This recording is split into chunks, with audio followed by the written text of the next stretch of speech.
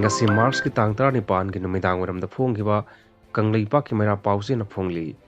MPA ki Chief of Army Staff in Charge bu NIA na fajin ki ba si peace agreement ki mayoktani UNLF na phongdoli manung gi oibo warol pathok sake tha asi ki tara homdoi de India ki National Investigation Agency NIA na UNLF ki lanmi changlup MPA ki Chief of Army Staff in Charge thokchom sidabambu Chief Intelligence Laimayum Ingba Masung Sergeant Thaunawjam Landababu Arun Matharang Amada Fajin Kiba asi November 18 lisingani kulhumdoida Government of India Amadi UNLF ki marakta kurik pinakhiba peace agreement ki ground run thugaibani masi UNLF na haksina lawi haina pambaina luchingba UNLF ki media coordinator Sarairong ba thokchomna thorakpa cherol amana hairi cherol asina makha tana hai party ki maru oiba thopuba member ahom asi fajin khibaga party ki authority na Manipur ke chief minister unaki phabagi maram hangmada masi ki matangda private information amata pirakpa khanghalakpa laikhide adumoinamak home department na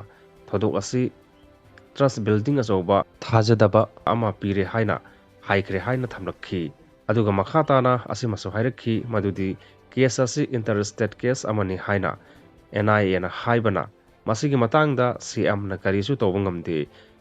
aduba atuba matamda bail out tonaba center da angamba thakta honagani su hairi NIA gi higher authority amadi Government of India gi maru oiba authority singa todo asigi matangda pau phaunakhi matamadu da member ahom asi NIA gi khutta laire haina NIA na khangalakhi phajin kiba todo asigi matangda party gi authority ga wari sanabagi haibada investigation loidriba phawba unaba khodong zakhiroi haiba wafam asi thamlakhi hairi intelligence bureau IB gi mihutka unaduna makoi gi nakal dagi athuba matamda thadoknaba honagadabani natrabadi wari sanabada deadlock lairakpa yai haiba wafam thamki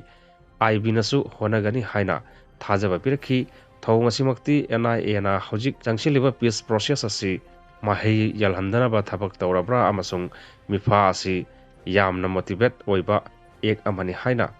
khaloidabagi maram leite maram asina athuba matamda fajin keba MPA ge Chief of Army Staff in Charge Chief Intelligence amasung Lanmi Sergeant TIS Landabada siriba yumpham yaudaba charging adu lawthoktuna khutakta thadoknaba Government of India gi maikaida UNLF na khanghalakli hairi makhataba pawdu kangla pawdu gi lokhachage relief camp da leiba mioi chamagmari Nambol gi Electoral Roll da hapchilamle loken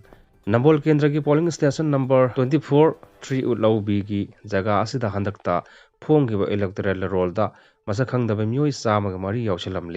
yawshilamliba mioi sing asi utlau gi sai complex da leiba relief camp da leiba mioi sing ngaktani asigumba lainga ki thawong sing asi peningai oidre haina MPCC gi hanagi president L Loken na phongdokhre ngasi congress baban da pangthokpa paw gi mifam amada mahak na makha taraduna hai Nambol gi voter list nauna yawramliba sing asi photo yawraga maming matha yawdaba kaya ama yawri imphal dagi kilometer 100 mukta chatlaga leiriba Nambol da asigumba thawong tawriba asi lemhauriba BJP gi leiriba MLA singi kendra singda hangniba relief camp singdadi kari oiramgani amaromda ECI na election gi matam lauthokhraba matung aikoina